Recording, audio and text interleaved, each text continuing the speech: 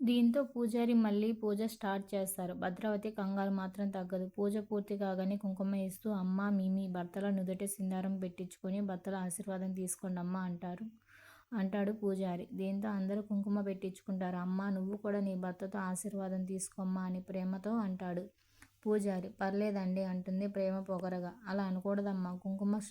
కుంకుమ సాక్షాత్తు లక్ష్మీదేవి స్వరూపం.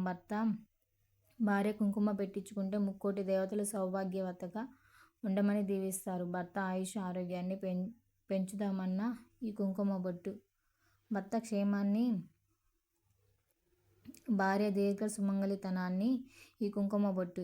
ఇంత మహిమగల కుంకుమ బొట్టుని భర్తతో పెట్టించుకోవాలి, కాదనకూడదు. ఎవరైనా అరిష్టం జరగొచ్చు అంటాడు పూజారి. అలా ఏం జరగదులేండి అంటుంది ప్రేమ.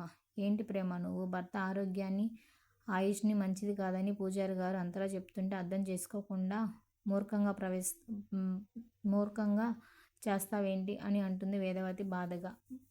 నేను భార్యనే కాదని చెప్పినప్పుడు ఏ హక్కుతో బొట్టు పెట్టించుకోవాలంటూ కోపంగా లేచి వెళ్ళిపోతుంది ప్రేమ. దీంతో అందరూ ప్రేమ ప్రేమ అని పిలుస్తూ ఉంటారు.